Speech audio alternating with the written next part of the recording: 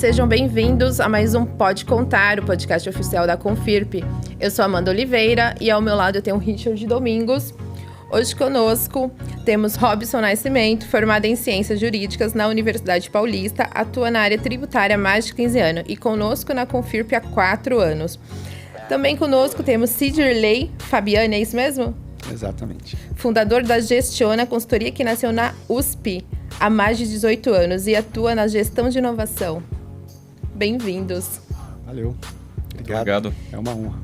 E hoje a gente está aqui para falar da Lei do Bem. Entenda como utilizar a inovação tecnológica para viabilizar investimentos. Vixe, difícil essa matéria, hein? Não? É um assunto complexo, mas muito bom. E aí, Cid, tudo bem com vocês? Tudo bem, é sempre um prazer aqui, é a segunda vez que a gente participa aqui de um podcast aqui. E a ideia é a gente bater um papo e tornar o tema aí, que também não é tão complexo, mas num tema, né, de uma forma mais simples aí, para quem ainda não conhece, não está familiarizado, saber um pouquinho mais desse que é o principal mecanismo aí de incentivo às atividades de pesquisa, desenvolvimento e inovação. Nossa, quando a gente fala desse mundo de letrinhas, né? Inovação tecnológica, isso aqui só serve para grandes empresas, então, né? Dá a entender que não serve para mais ninguém, né, Cid?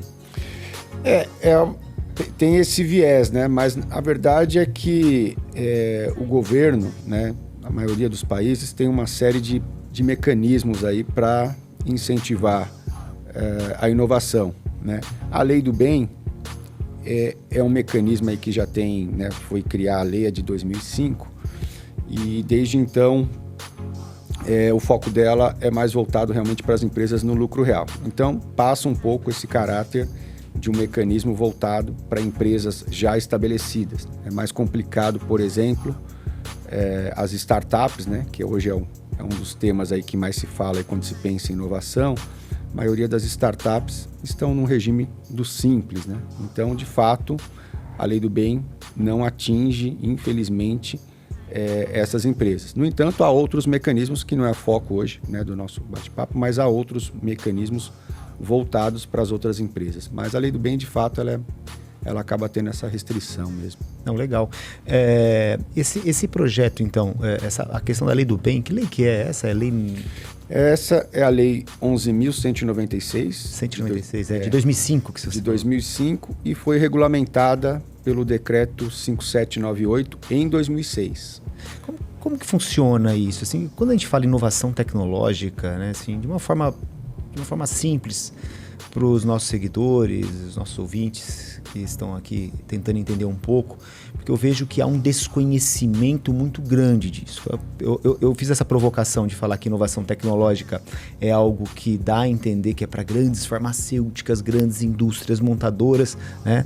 Mas na prática, depois de ter conhecido a Gestiona, e muitos trabalhos que a gente faz juntamente com a nossa área tributária, que o Robson pode também nos pautar, a gente vê que há a possibilidade real, né, e factível de utilizar os incentivos fiscais que estão em lei em pequenas, médias empresas. Quando eu falo pequenas, médias empresas, eu estou me referindo a empresas com faturamento aí entre 10 milhões, 50 milhões, 100 milhões de reais, que muitas vezes para o governo são caracterizadas como pequenas, mas existe um certo faturamento e investe em questões de inovação tecnológica. Então, a minha primeira pergunta para ti vai ser justamente nesse sentido. O que é inovação tecnológica, né? O que eu posso fazer dentro da minha empresa, o empresário que está nos assistindo se identificar, pô, mas eu faço eu desenvolvo essa atividade na minha empresa e logo essa atividade poderia ter o incentivo fiscal por parte do governo, eu poderia obter incentivo fiscal por parte do governo. Explica pra gente um pouco sobre essa questão de inovação tecnológica. Tá. Bom, acho que antes vale a pena fazer um pequeno adendo aí, que é o seguinte. A gente sempre fala um incentivo à inovação e tudo mais, mas rigorosamente a Lei do Bem, ela incentiva as atividades de pesquisa tecnológica e desenvolvimento tecnológico, que normalmente vão resultar em inovação tecnológica. né? Mas não obrigatoriamente. Então, primeiro ponto, até vale a pena aqui um outro comentário, é um projeto para ser incentivado na Lei do Bem, ele não precisa necessariamente ser bem-sucedido. Ou seja, ele nem precisa chegar ao objetivo final. Então, você citou aí setor farmacêutico. Eventualmente, uma indústria farmacêutica está ali com seu time de pesquisadores, né? Tem seu laboratório, equipamentos, faz testes internos, faz testes, né, em outras instituições, né? Porque eventualmente não tem todos os equipamentos ali, e em algum momento desiste, né? Entende que não vale a pena continuar investindo naquele projeto, né? Ou não consegue a bioequivalência, né? Ou seja, se ele está desenvolvendo um medicamento que é genérico, etc., e desiste do projeto. Mas ainda assim, todos os gastos, ou melhor, todos os investimentos com as atividades de pesquisa tecnológica e desenvolvimento entram no programa. Então, primeiro ponto, o projeto nem precisa ser bem sucedido.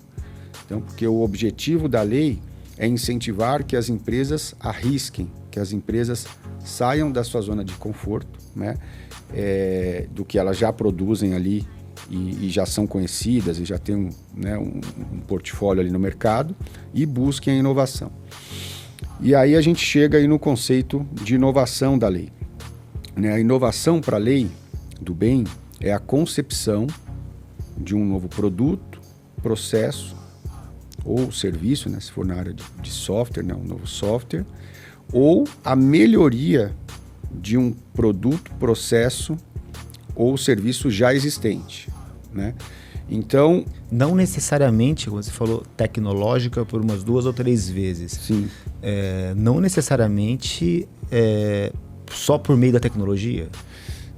Tecnologia é um fator fundamental aí. Então, tem que ser atividades de pesquisa tecnológica e desenvolvimento tecnológico. Por exemplo, até no bate-papo que a gente estava tendo aqui anteriormente, setor de franquias, muitas vezes, promovem inovações na área de marketing. Inovações em marketing, eu não posso colocar aqui na Lei do Bem, né? Por exemplo, né? Inovações na parte de gestão, se não tiver tecnologia associada, eu não posso. Então, tem que ser, sim, ligados a algum tipo de tecnologia, ou software, ou no produto, ou processo produtivo, né? Agora, a outra boa notícia aqui é que, quando a gente pensa em inovação, a gente pode pensar em 3 grandes esferas aí.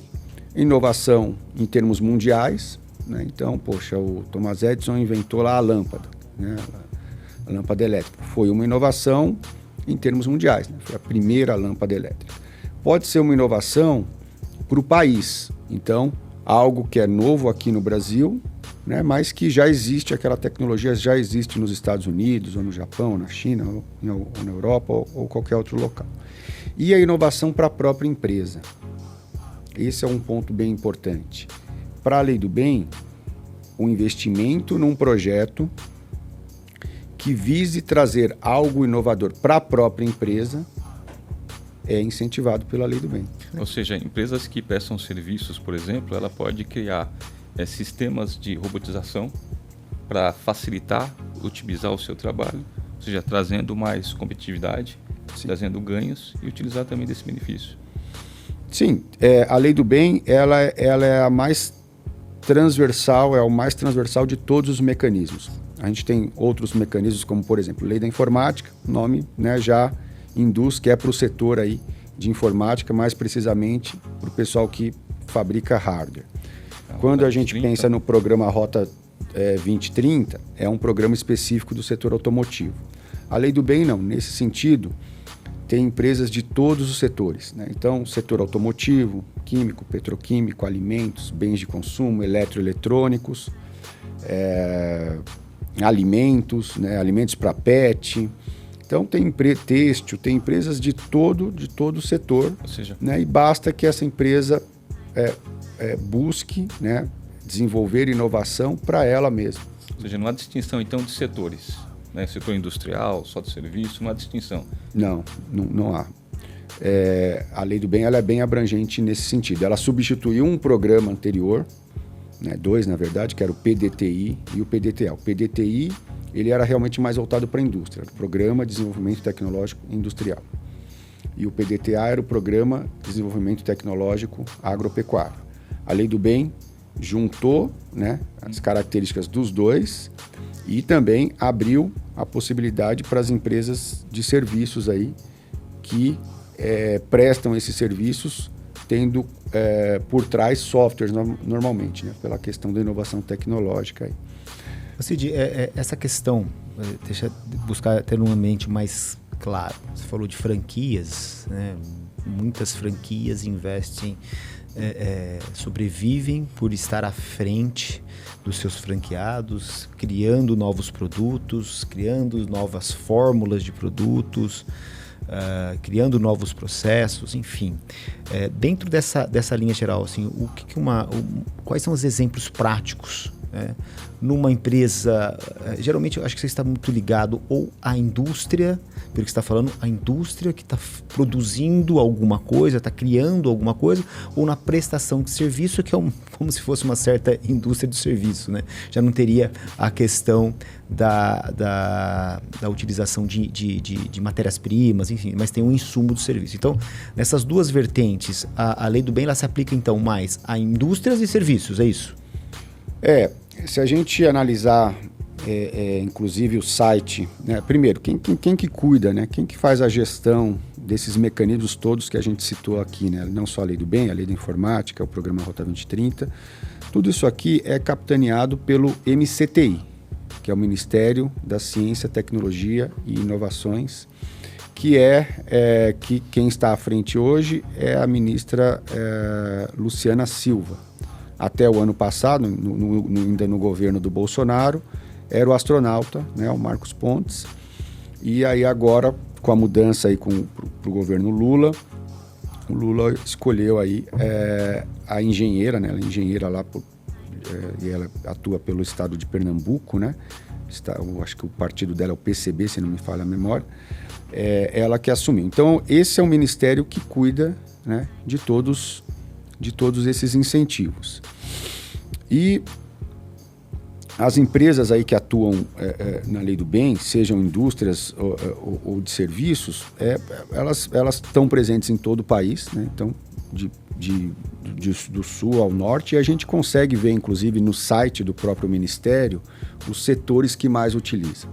Historicamente, o setor que mais utiliza a Lei do Bem, que mais utilizava, era o de mecânica, que tem como referência as grandes montadoras. Então, tem as montadoras e toda a cadeia automotiva, né? Que basicamente as autopeças, né? Hoje, esse setor foi ultrapassado pelo pessoal de software, né? Então, as empresas de software, hoje, se a gente olhar lá o gráfico, tem das 3.012 empresas que utilizaram a Lei do Bem em 2021, que é o dado mais recente que tem disponível, 470 aproximadamente é do setor de software. Um pouco menos disso, 420, se não me falha a memória, do setor 15%. Automotivo. Isso. Automotivo ou software? Não, então 470 setor de TI. 420 empresas mais ou menos do setor automotivo. Não só automotivo, mecânica, né, que inclui outros setores também, mas que são capitaneados aí pelo setor automotivo. A questão das indústrias, está claro, a necessidade de você estar sempre fazendo inovação, buscando melhoria de produto, novas fórmulas, os processos novos processos produtivos. E você fala que isso pode estar ligado ao seu processo em si, né, da própria empresa, ou seja, aquele produto, aquela inovação que ela está fazendo é para si. Por exemplo, uma empresa de serviço constrói um software que vai aprimorar a sua forma de fazer aquele produto dela, aquele serviço dela. Ela poderia requerer o incentivo da Lei do Bem. Assim como uma indústria que está formulando, busca criar fórmulas. Quando eu falo indústria aqui é no sentido amplo, né? Por exemplo,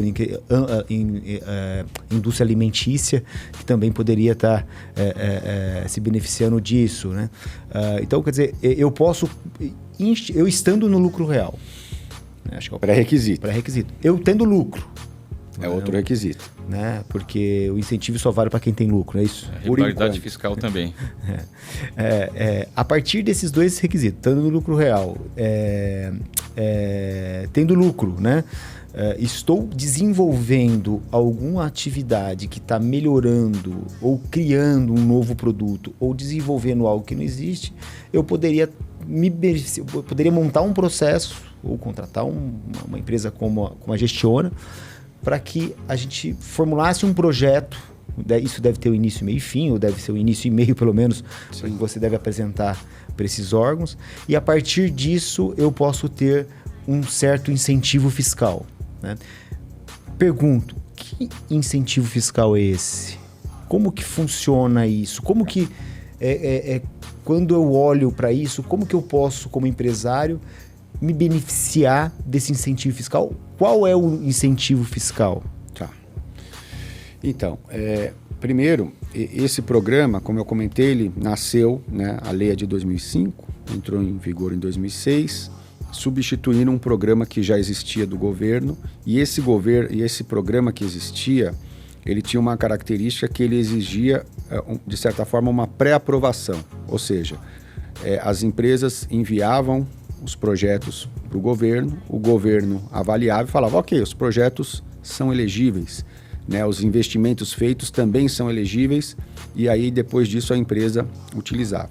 A Lei do Bem simplificou esse processo. Hoje, as empresas, elas têm lá a lei, que tem lá vários conceitos, tem o decreto, 5798 tem outros conceitos, e depois uma outra legislação complementar, por exemplo, uma instrução normativa da Receita Federal, que é a 1187 de 2011, também traz mais algumas diretrizes que as empresas precisam seguir. Com base nisso, elas precisam montar um programa, o seu programa de Lei do Bem. E esse programa, ele tem um calendário parecido com a ECF, com a entrega da declaração das empresas. Então, as empresas precisam, aqui no Brasil, na metade do ano, né, o Richard pode falar sobre isso com muito mais propriedade do que eu, precisa entregar a declaração com o que aconteceu no ano anterior, entre janeiro e dezembro.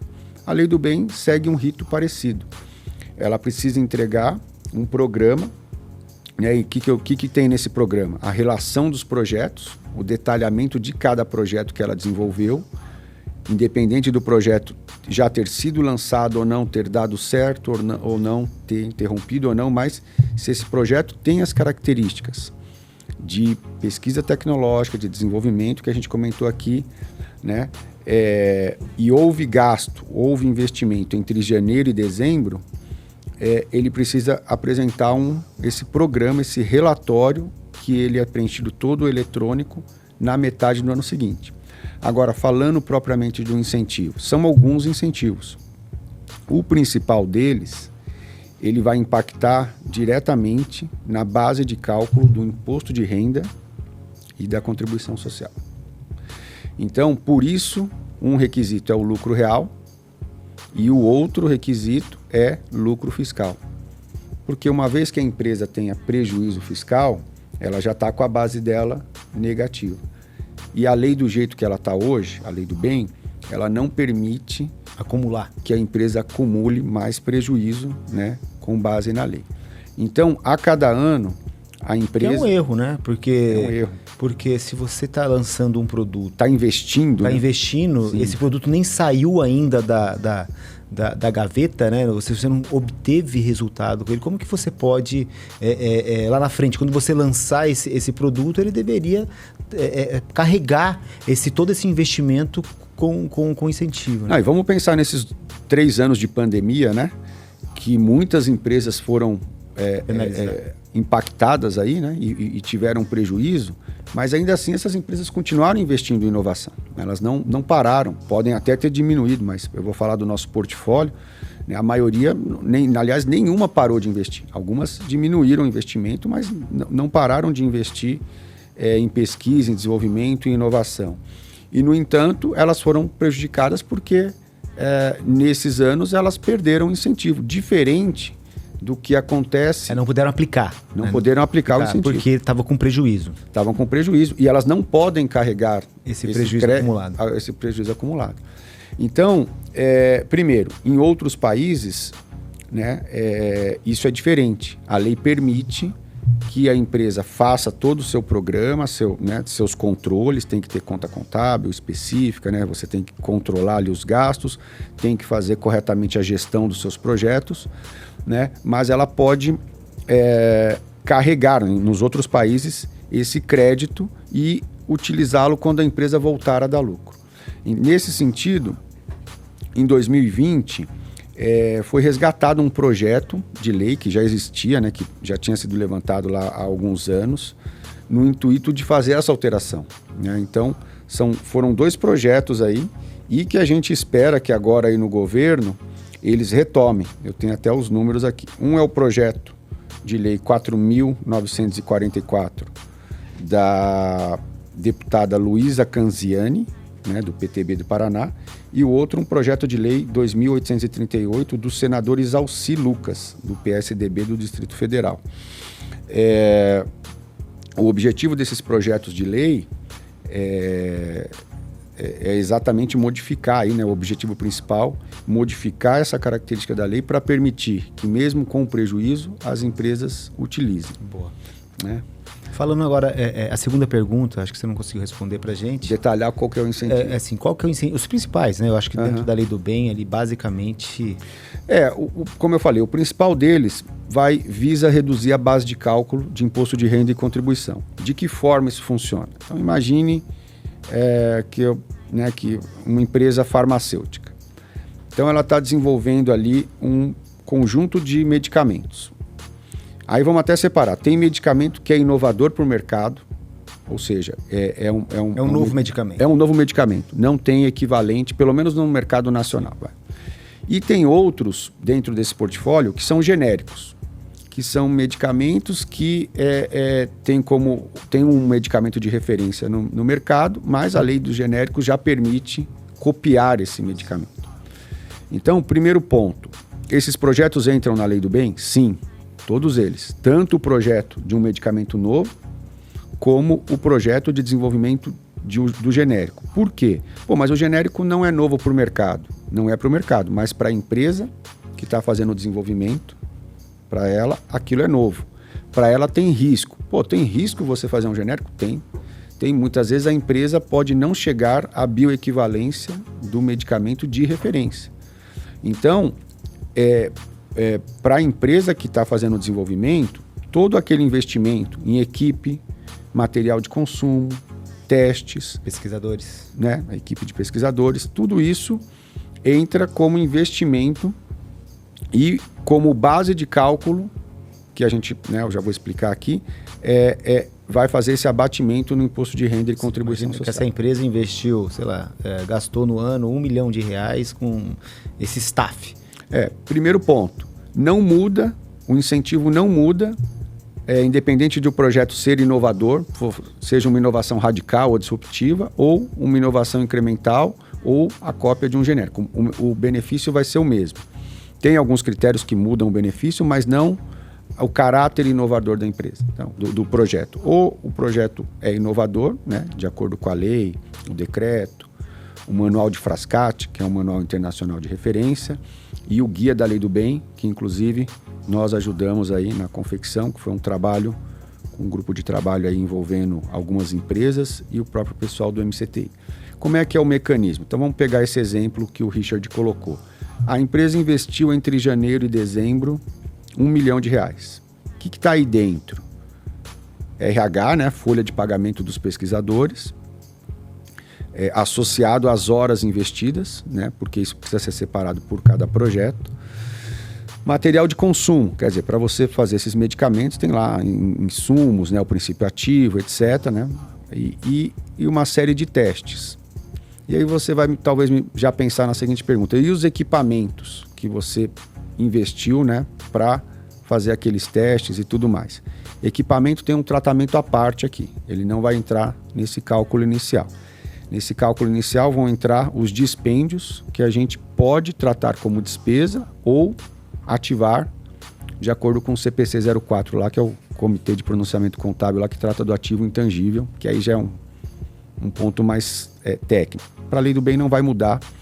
Eu posso contratar uma empresa terceira de pesquisadores? Pode. Então, eu não preciso necessariamente, nesse seu exemplo dessa indústria farmacêutica, ela tem um grupo de pesquisadores registrados na empresa. Sim. Ela vai ter os insumos dos princípios ativos que ela está trabalhando, enfim, tudo aquilo que ela gasta para fazer os testes. E aí ela pode também contratar pessoas de fora, empresas de fora, para...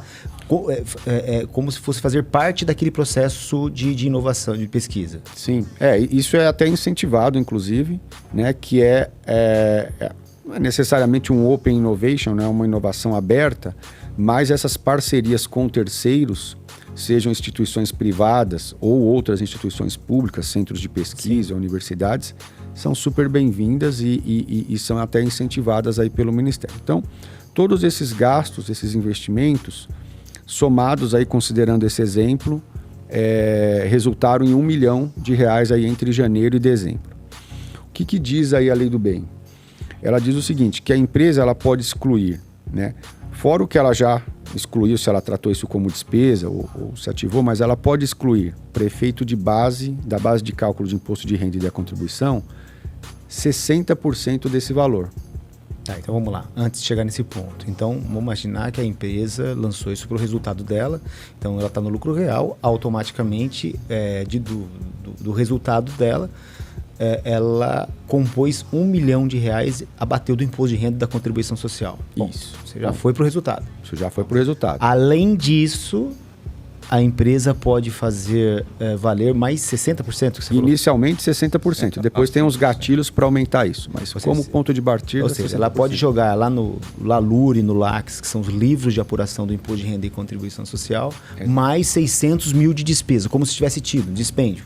Você abate... Como se ela tivesse gasto 1 milhão e 600. Ah, legal. Esse é o ponto. E sobre esses 600 mil, ela abate o imposto de renda e a contribuição social. Exatamente. Os 34% de imposto de renda. Os 34%. Então, para concluir o cálculo aqui, até para a gente chegar e qual que é o ganho de caixa efetivo aí para as empresas nesse mecanismo, ora, se ela vai deixar de pagar, né, 600 mil reais, né, vai reduzir sua base em 600 mil reais, ela vai deixar de pagar os 25 de R, né, os 15 mais os 10, né, totalizando 25 de R. Mais o 9 de contribuição. O de contribuição a gente faz a parte. Então, os 25 de R, quanto que é a economia em cima do IR? 25 de 600 mil, 150 mil reais. Então, só aí ela já tem um ganho de caixa, ou seja, ela vai deixar de pagar 150 mil reais em relação ao imposto de renda.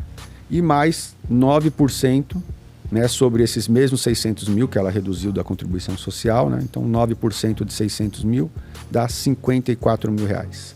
Somados aos 150, 204 mil reais. 20,4%. 20,4% do 1 milhão investido. E se ela comprou máquinas e equipamentos que ajudou nesse processo? Então, máquinas e equipamentos tem um tratamento à parte na lei do bem, tem outros 2 incentivos voltados para máquinas e equipamentos. E aí vale destacar o seguinte, que máquinas e equipamentos, para terem um incentivo, elas precisam ser exclusivas de P&D. Então, não podem ser máquinas que sejam utilizadas também na produção, né? Então, tem que ser máquinas... Só para pesquisa. Para pesquisa, exatamente. Então, nesse caso, nessa empresa aqui que investiu R$1 milhão, obviamente as empresas podem ter investido muito mais. Sim, isso é... Não existe limite também nesse teto. Não tem limite, não tem limite. O limite é o lucro que ela tem. Exatamente. O lucro que ela vai ter para deduzir isso tudo. Esse é o limite. Então, ou seja, uma empresa que está fazendo esse investimento, ela pode, então, baratear os seus custos de investimento em 20% em carga tributária. Ou seja, é uma forma do governo incentivar essa empresa, aumentando e potencializando os investimentos que ela está fazendo em até 60%, que equivale a 20% de renúncia fiscal. Isso. É isso. Resulta então, esse é o incentivo fiscal. Nós falamos de uma indústria, né? Uma indústria farmacêutica, né? E assim, os nossos ouvintes talvez possam ser que eles trabalhem em indústria farmacêutica, mas é muito mais provável que eles trabalhem em empresas de médias empresas como o setor automobilístico, o setor, por exemplo, de empresas de desenvolvimento de software, que desenvolve software de produtos para terceiros, né? Assim, dá um exemplo de uma empresa que desenvolve software que é aplicável à lei do bem. Nesse mesmo esquema do medicamento aí que você falou. Só para não te deixar sem resposta sobre a parte de equipamento, quais são os incentivos para equipamentos, né? Máquinas e equipamentos para P&D? Feito essa ressalva que ele precisa ser exclusivo para P&D, são dois os principais mecanismos. O principal é o desconto de 50% do IPI no ato da compra do equipamento. Então, já que a gente está falando do setor farmacêutico, então a empresa vai comprar lá uma balança de precisão ou um microscópio de varredura. Mesmo importado? Mesmo importado, né? E tem um IPI associado àquele equipamento. Ela vai conseguir comprar aquele equipamento e ter um desconto de 50% do valor do IPI. Se o IPI for 30%, cai para 15%. Se for 20%, cai para 10%. Mas aí tem todo um procedimento que precisa ser feito junto ao fornecedor, né? Porque o fornecedor vai cobrar menos, né? Vai passar no preço. Isso já vai aparecer, inclusive, esse desconto na nota fiscal, etc. Então, tem um procedimento ali.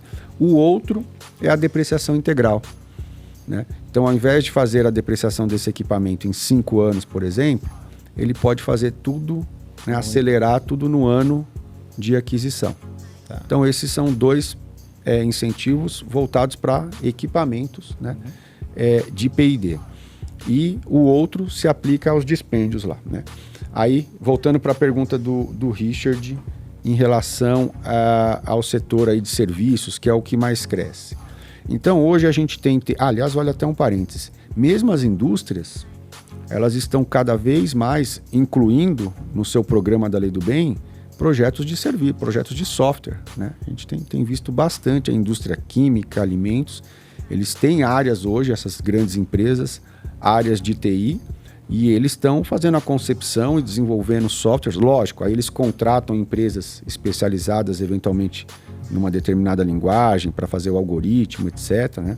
Hoje se fala muito também, tanto na indústria 4.0 de automação, e a questão da inteligência artificial, que já está mudando o cenário aí da economia como um todo, né? Então, as indústrias estão colocando mais projetos de software aí também, e as empresas de software puro. Então, aí a gente tem o software aplicado a praticamente todas as áreas. Então, tem indústria de software, por exemplo, que desenvolve ERP, né, que são os softwares de gestão empresarial. Tem as gigantes, né? Vou citar algumas aqui, a TOTUS, né, Oracle, a SAP, né, aí vale um parênteses, né? Só vale o desenvolvimento realizado aqui no Brasil. Então, o que a SAP desenvolve lá na matriz ou em outros centros de pesquisa, não entra. As grandes empresas, né, que fabricam sistemas operacionais ou softwares para aplicação geral. Vamos lá, pegar a CRM, então, software para a parte de gestão comercial. Nós temos softwares estrangeiros e tem grandes fabricantes aqui no Brasil também. Eles têm lá uma área de P&D, né, uma área de pesquisa e desenvolvimento, em que eles têm um time lá tem matemáticos, tem o pessoal específico em algoritmo, etc., fazendo esses desenvolvimentos. Isso tudo entra aí no programa da Lei do Bem. O que não vai ter normalmente numa empresa de serviço é a parte de material, de protótipo físico, né? Porque é tudo intangível aí, tudo digital. Mas aí a concentração maior é em recursos humanos próprios, que aí é quem é CLT, quem é funcionário da empresa. Sócios, eventualmente, também entram aí no programa. E os serviços de terceiros, né? Muitas empresas têm parcerias com outras empresas para fazer o desenvolvimento. Mas aí software está aplicado a tudo. Mercado financeiro, que está crescendo muito, né? Então, desde bancos de investimento, essas grandes casas também do mercado financeiro, todo esse pessoal tem investimento pesado, tanto no desenvolvimento de soluções e num aspecto muito importante, que é segurança da informação. Então, os grandes bancos, todo mundo. Quer dizer, imagine eu sou uma fintech, uma empresa que vou querer... Startup do mercado financeiro. Uma startup do mercado financeiro, eu vou lá, quero captar alguma grana com alguns investidores, estou no lucro real, tenho lucro, e eu quero desenvolver um aplicativo para os meus clientes acessarem, para eles acompanharem todas as operações financeiras que eles fizerem. Então, esse aplicativo que só vai servir para mim, né, para minha empresa, eu não vou vender ele para outra empresa, ele pode ser amparado pela lei do bem. Não necessariamente porque, mas Richard, você está fazendo um aplicativo para você e já existe no mercado os outros aplicativos feitos. Né? Isso não tem nada a ver. O fato de eu estar desenvolvendo para a minha empresa, para eu melhorar a performance da minha empresa, é de tecnologia, tenho lucro, estou no lucro real, beleza. Então, se a gente voltar até lá no conceito inicial, né, a lei, o conceito básico lá de inovação, né, que é um pré-requisito aí, para o enquadramento dos projetos, embora o incentivo seja em cima das atividades, né? Ele fala o seguinte: concepção, então a concepção foi sua, né?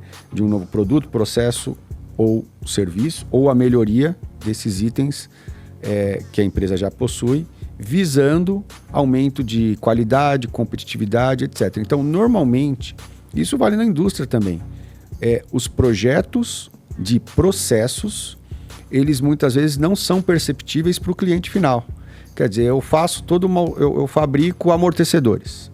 Eu faço todo um processo de automação, né? Crio lá e melhoro a automação, melhoro o meu processo produtivo. O consumidor final, lá quando vai comprar um amortecedor para substituir o que tá vencido ali, né? Já está com problema, ele não vai perceber isso, né? Então, não necessariamente precisa ter um impacto perceptível para o cliente. A mesma coisa um software. Muitas vezes a gente usa aqui o software de diversos bancos. Tem lá uma equipe muito preocupada com, por exemplo, segurança da informação.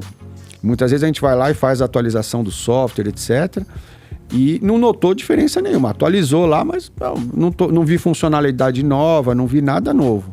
Mas por trás tem uma equipe ali tornando aquela ferramenta, aquela plataforma mais segura. Mas a gente não percebe. Então, o ponto tem que ter tecnologia envolvida, a concepção tem que ser da empresa. O que isso significa? Não vale eu comprar uma solução pronta de mercado. Esse é um ponto. Então, assim, eu sou uma empresa de alimentos. Então, eu estou crescendo, eu até então não usava um CRM estruturado para todas as áreas, eu usava planilhas, etc., ou um módulo aqui, outro. Agora eu vou implantar um desses ERPs mais robustos. Mas eu vou comprar a solução pronta, seja lá da TOTUS, ou da SAP, ou da Sankhya, que é também um player que está crescendo aí bastante. Mas a concepção não é minha, né? Vai trazer ganho de qualidade, de produtividade, é o que se espera, né? É o que... Para isso que eu contratei. Para isso que eu contratei, para isso que eu vou investir milhões, para isso que eu vou sofrer na implantação, porque a implantação desses sistemas sempre causa bastante transtorno, mas fere um princípio que é o da concepção, né? A concepção... Não foi sua. Não foi sua. Você comprou algo de prateleira. Em teoria, você não está correndo risco nenhum. Isso era uma coisa que eu ia perguntar. Então, quer dizer que se eu quiser trocar o software ERP da minha empresa, o fato de eu não ter construído, não ter concebido aquele software dentro da minha estrutura, eu já me exclui de cara que todo esse gasto que eu estou tendo com implantação não vai se beneficiar com a lei do bem. E se eu criar um módulo integrado a esse software? Aí tudo bem. Integrar via APIs, algumas rotinas, e eu desenvolvo um software novo que vai consumir informação, consumir registro. Aí tudo bem. Sim, porque aí o que acontece? Aí a gente pode fazer, muitas vezes a gente precisa fazer dessa forma, um subprojeto. Então tem um projeto maior que é a implantação de um ERP, que eu vou gastar lá 10 milhões, só que tem um módulo que esse fornecedor ele não tem para minha área, é algo muito específico. Sim. E aí eu vou construir esse módulo, ele pode até participar, mas aí a concepção é minha, o know-how é meu, vai ter gente da minha equipe, isso é um ponto fundamental. Né, ter pessoas em cada projeto, ter pessoas da própria empresa, seja CLT ou sócios, participando diretamente do desenvolvimento do projeto, que pode contar sim com um terceiro. Né? Cid, é legal você falar o seguinte: quando você estava mencionando sobre o risco, o incentivo fiscal vem justamente fazer frente a esse risco que você tem, porque desses exemplos que a gente está dando até aqui, se você concebeu um produto novo ou um serviço novo, mas eventualmente ele não vingou, não deu certo. Né? Mas mesmo assim ainda posso me beneficiar desse incentivo. Pode, né? Vamos pegar o caso aí das vacinas, né? O governo, e aí é outro mecanismo, né? O governo aí deu subsídio, né? Deu dinheiro a fundo perdido para que o Instituto Butantan e outros institutos desenvolvessem uma vacina. Pô, deu tudo certo, eles chegaram aí na Coronavac, etc., mas poderia não ter dado certo. Ainda assim, no caso do dinheiro a fundo perdido, é fundo perdido e não vai voltar. No caso da Lei do Bem, o projeto pode não vingar e ter um incentivo. E tem mais um detalhe, muitas vezes esses projetos têm duração de vários anos, né? Que a gente chama aí de projeto plurianual. Em software é muito comum, raramente, a não ser que você vá tirar o software do mercado, ele está constantemente sofrendo atualizações, está sendo, né, ou funcionalidades, questões de segurança, etc.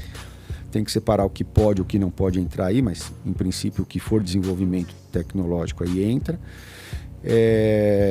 Então, a gente sempre tem que fatiar os projetos, né? E se o projeto não der certo ou for interrompido, o gasto que aconteceu até ali com desenvolvimento, não com implantação, não com marketing, né? Esses gastos entram aí na conta. Ô Cid, nós tivemos aqui anteriormente falando sobre franquias, e nós tivemos um entrevistado falando exatamente sobre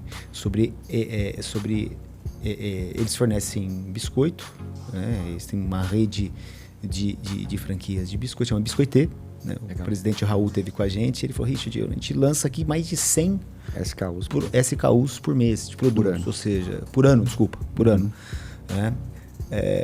Assim, obviamente, quando a gente olha uma empresa desse tipo, a gente não percebe que ela é uma indústria, né? É a primeira coisa, é uma indústria, né? Ele tem apesar dele vender a franquia, ele tem uma indústria que produz o produto, né? Nesse caso, uma indústria de alimentos, né? Que seja para a sua rede, ou seja para as suas franquias, ou seja para as suas filiais, que desenvolvem produtos de forma consistente, que tem áreas de produção, áreas de inovação dentro da sua estrutura, estão no lucro real e tem lucro, tá? Partindo da sua premissa inicial. Sim. Eles estão concebendo para si. Também pode utilizar a Lei do Bem para isso? Pode, né? Eu tive o prazer aí de acompanhar uma parte aí do podcast envolvendo o CEO aí da Biscoitê, e depois falei com ele mais alguns minutos. Então ele tem hoje lá um departamento com diversas pessoas, comprou equipamentos e está ali desenvolvendo produtos, né, alimentos, né? Então vamos pegar lá deve ser o carro-chefe lá, o cookie, né? Então ele deve ter um cookie que é a referência de mercado. Ele fala: não, agora eu vou fazer um cookie com pedaços de castanha ou com isso, ou vou substituir, eu não sei nem né, eu não conheço o produto no detalhe, mas eu vou substituir a gordura vegetal por alguma outra coisa, ou vou fazer com menos açúcar, ou vou fazer uma versão diet, etc. Todas essas tentativas, ainda que no final ele fala: poxa, esse produto aqui não tem como lançar, porque tudo bem, ele ficou diet, mas ficou com uma consistência ou um sabor, ou não tem a durabilidade necessária para ser transportado, etc. E eu não vou lançar. Inclusive, né? Custo com embalagem, acomodação, custo com acondicionamento. Embalagem, tem tudo isso, né? Então, todos esses gastos com as tentativas, né? Então, desses 100, quantos vão vingar efetivamente? 5, 10 produtos, né? Talvez, né? E os outros 90? Pô, mas ele fez, para ele chegar nesses 5, gastou milhões tentando 100, né? Com folha de pagamento do pessoal que estava envolvido. Folha de pagamento, os testes. Eventualmente tem testes que ele não faz internamente por não ter todos os equipamentos ali, então ele paga um instituto para fazer determinados testes. Tudo isso entra aí pro cálculo do incentivo. Tem sem algum dúvida. Prazo? Tem algum prazo para esse incentivo? Como funciona isso? Eu dou entrada e passo a usar? Ou eu uso depois dou entrada no processo? Tem que esperar o deferimento por parte do Ministério? Como que funciona isso? Como eu falei, ele segue um pouco o calendário de entrega da declaração. Então, por exemplo, agora a gente está aí em abril. DCF, né? Isso, DCF, da Escrituração Contábil Fiscal.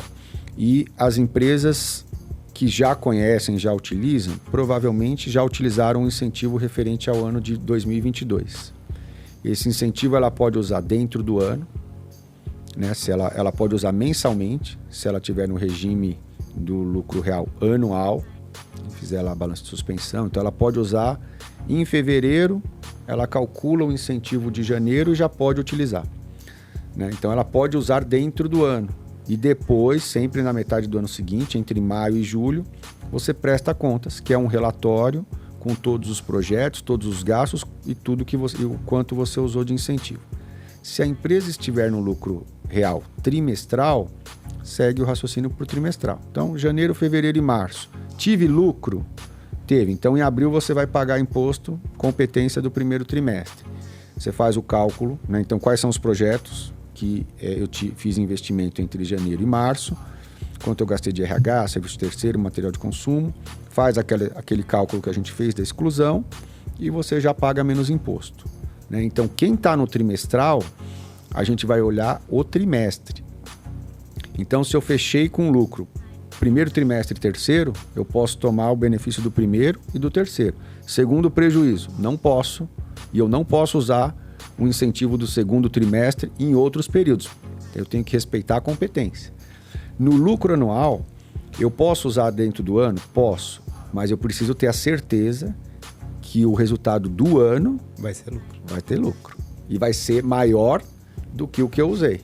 Senão você tem problema. Então, por exemplo, setor farmacêutico, que é um setor que a gente diz que tem, né, o conceito de economia aí, baixa elasticidade. Ou seja, querendo ou não, com crise ou não, as pessoas não vão deixar de tomar os remédios, né? Então, todas as que a gente atende fecharam 2022 com lucro, apesar da pandemia. Aliás, muitas cresceram, né? Muitas empresas do setor de saúde cresceram muito aí na pandemia. Não todas, mas todas as que a gente tem contato, aí tem relacionamento, tiveram lucro. Então, elas podem tomar o incentivo dentro do ano.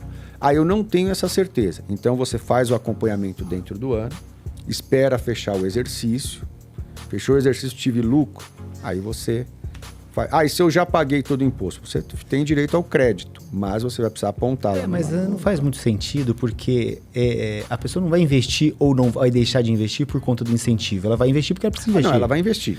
Se ela vai usar ou não, vai ser só em detrimento ter lucro ou não. Então, ela utiliza o incentivo no final do ano, ou no final do trimestre, no final do mês. Isso. Assim, eu acho que o caminho ali é saber, se eu posso utilizar isso.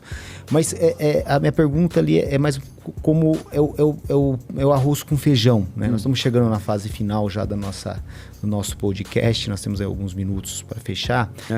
Aquela pessoa, aquele empresário que se identificou com esse tipo de situação, fala, eu acho que eu posso, eu gostaria de utilizar isso, assim.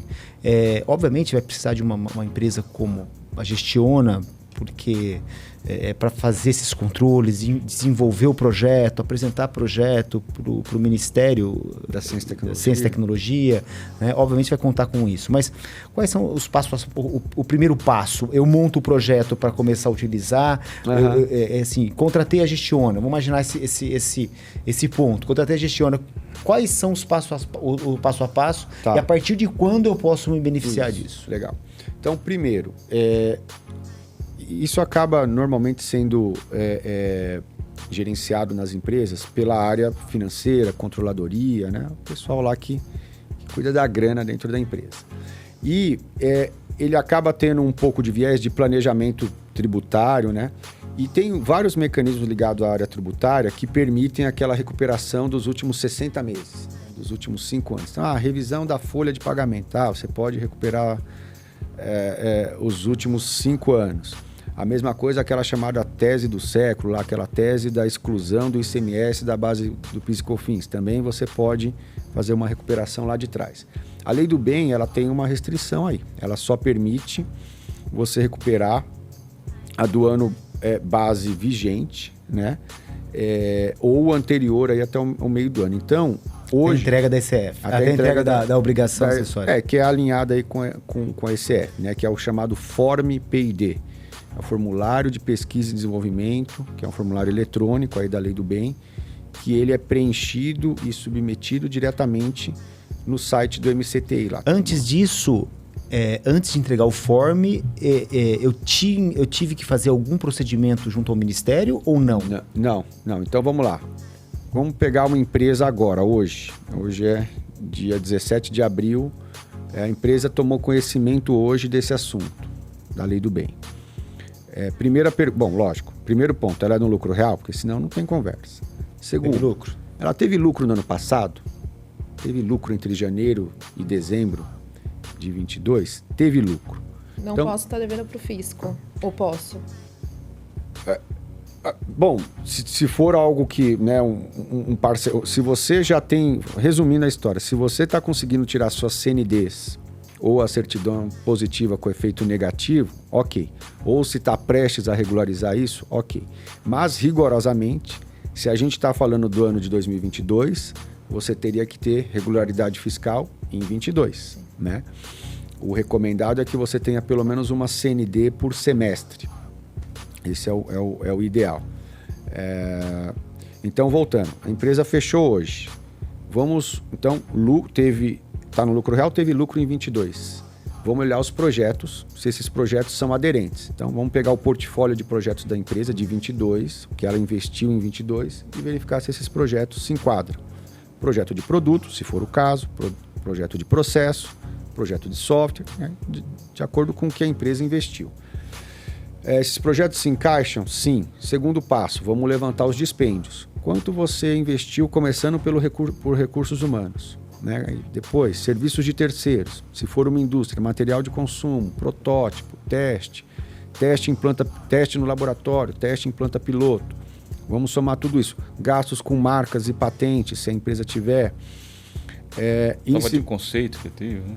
POC, né? Prova de conceito, essas coisas todas, né? E isso a gente vai fazer um relatório com um detalhamento dos projetos, então um descritivo ali de pelo menos 3, 4 páginas inicialmente ali de cada projeto, e quanto gastou, né? Qual foi o investimento em cada projeto. O que a empresa teria que ter de controle aí? No mínimo, centros de custo, mas o ideal seria conta contábil para apontar esses dispêndios. Mas é fundamental que ela consiga rastrear esses gastos que a gente vai utilizar como base dentro da contabilidade. Essas pessoas que fizeram parte do projeto, eles não precisam necessariamente estar 100% alocada no projeto. Não, eles podem... aí o ideal, de novo, aí, se é para o ano passado, a gente precisa ver como é que era feito, mas o ideal é ter, dentro do universo de da gestão de projetos, o apontamento de horas, ou seja, a alocação de cada um em cada projeto. Se a pessoa for full-time, né, dedicação exclusiva, naturalmente vai mais fácil, né? Se não, a gente precisa pegar pro rata, pegar de forma proporcional. Se a pessoa apontou lá, olha, eu trabalhei o equivalente a 30, eu aponto horas, né, e fala, total deu 25% das minhas horas no projeto X.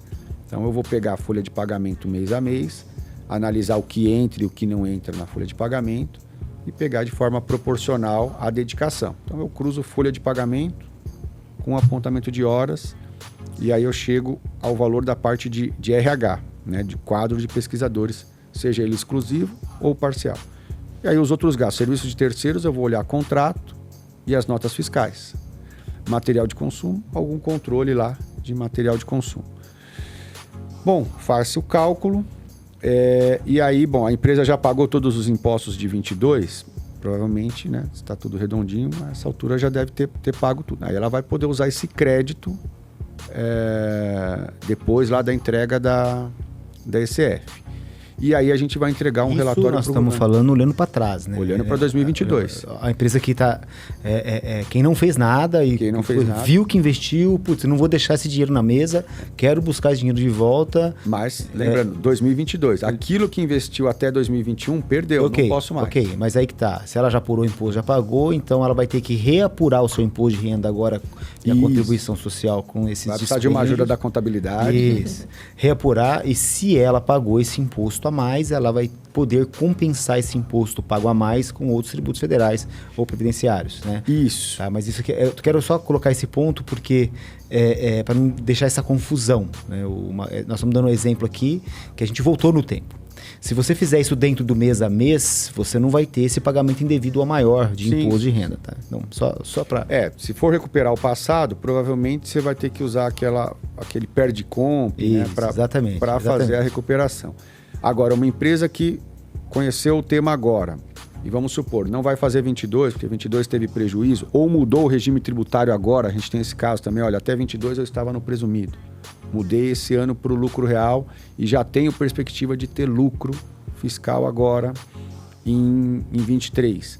Então já começa a fazer os ajustes, que é o que eu estava comentando com o CEO da Biscoitê, né? Veja como é que está o controle, como é que está a parte contábil, como é que está a gestão dos projetos, se tem apontamento de horas, etc., como é que está isso, e já implanta isso dentro do ano.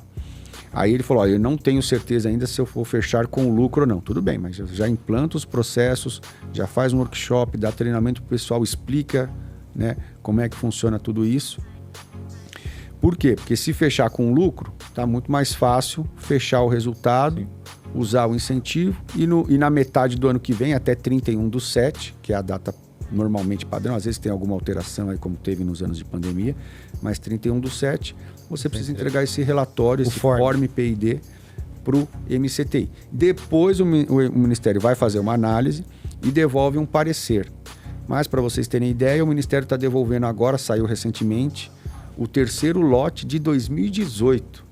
Os caras estão analisando agora os projetos de 2018, né? Então, é muito tempo. Ou seja, não dá para esperar. Não, em hipótese não dá para esperar. Prescreve. A gente tem casos de empresa mais conservadora que quis esperar e prescreveu. O risco que essa empresa corre, por exemplo, de utilizar...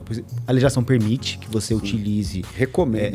Recomenda que você utilize o incentivo dentro fiscal, só que está condicionado às regras do incentivo você cumprir determinados requisitos.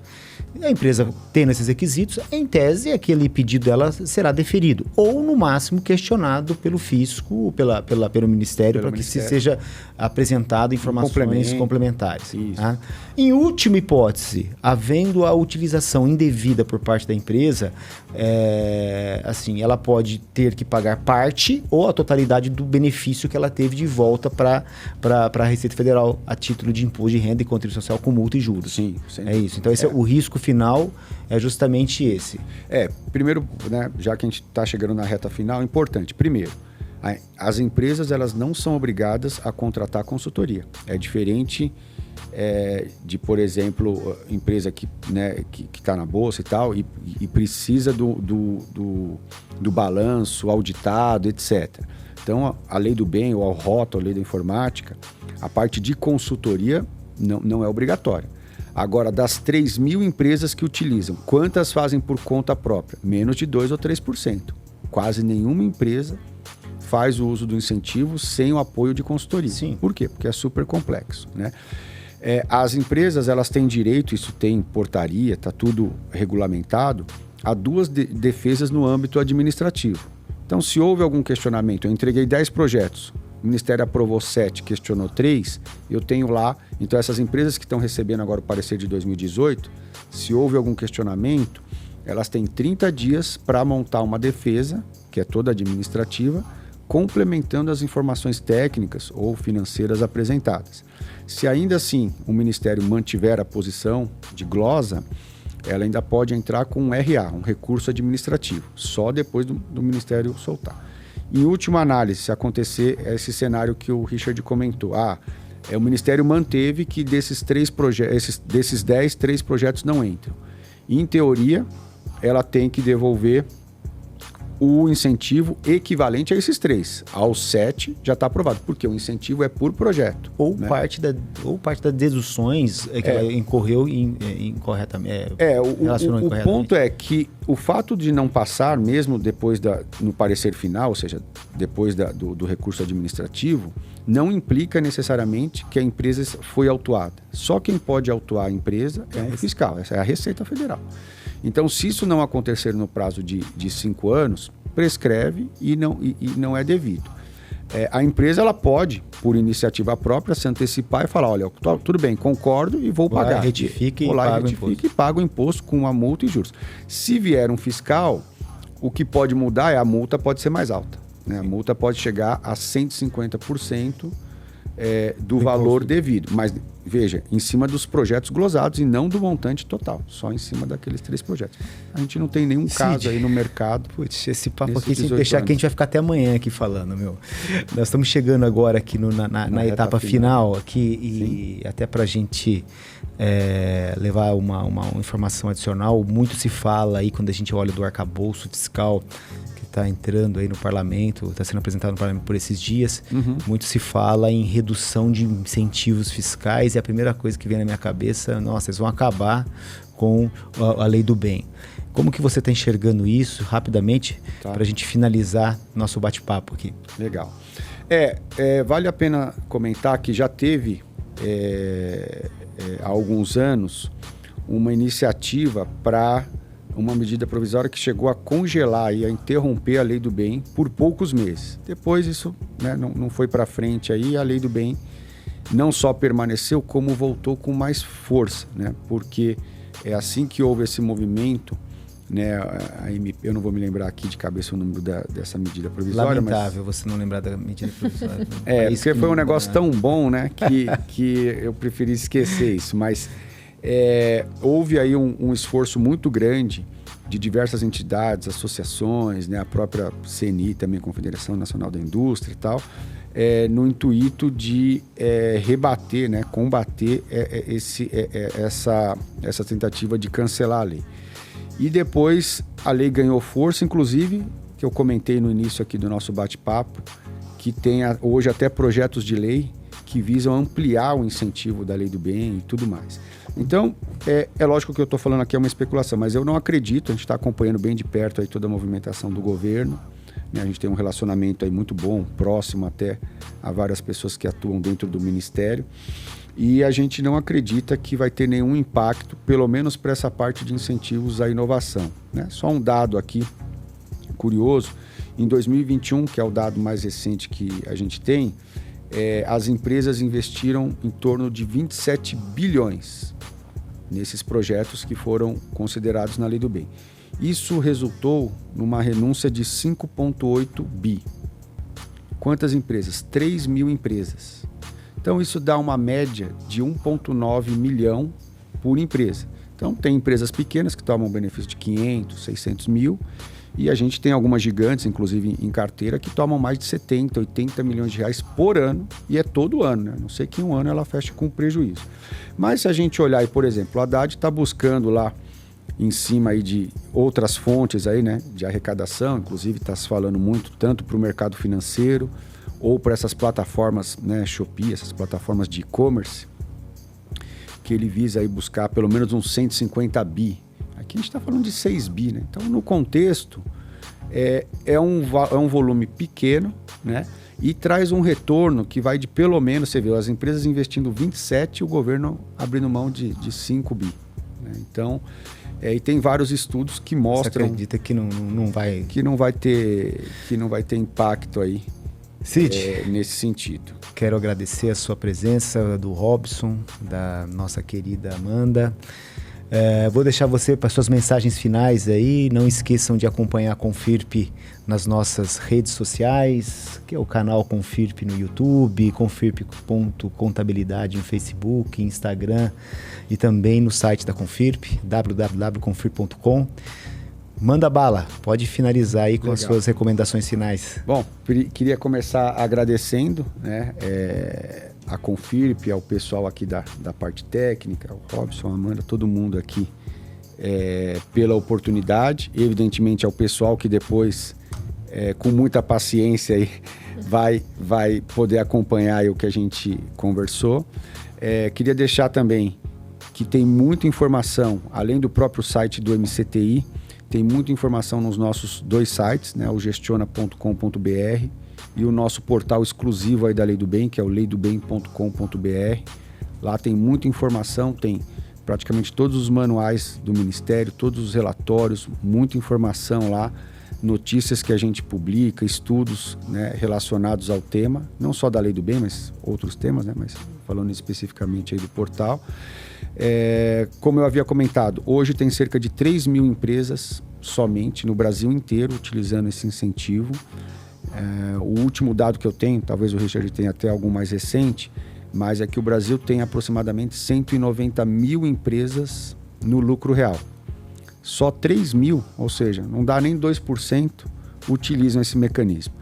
190 poderiam utilizar? Com certeza não, porque tem muita empresa aí que não, né, pela característica da atividade, não faz inovação. Empresa que é só importadora, só distribuidora, né, sei lá, eventualmente redes de postos de combustível, que podem ter faturamentos muito altos, mas não tem nenhuma atividade de pesquisa e desenvolvimento. Mas com certeza tem um universo aí de dezenas de milhares de empresas que poderiam utilizar. É um incentivo já consolidado no mercado e está aí à disposição, por enquanto, para as empresas no lucro real. A gente batalha aí no bom sentido para que esse mecanismo um dia chegue também às empresas no lucro presumido. No lucro simples eu já não sou tão otimista, mas no presumido já tem estudos para que um dia empresas no lucro presumido também, de alguma forma, consigam utilizar esse mecanismo ou algo parecido, né? Afinal de contas, investir em inovação é fundamental aí para que as empresas se mantenham competitivas aí em meio a toda essa concorrência aí que a gente vive em todos os setores aí, né? Então, muito obrigado, Cid. Muito obrigado. Para localizar você, para chamar você pelo site, e-mail, qual o melhor caminho? Eu estou nas redes, estou no LinkedIn e o meu nome não é dos mais comuns, então é muito fácil achar esse Cidirley Fabiani no Instagram, no LinkedIn e nos sites aí também, tanto no gestiona.com.br, é fácil achar a gente lá, ou no leidobem.com.br, também tem lá os canais, tem o WhatsApp, tá fácil aí, eu estou à disposição aí para esclarecer qualquer coisa relacionada a esses temas aqui de incentivos fiscais. Muito obrigado Robson, obrigado Amanda, até a próxima.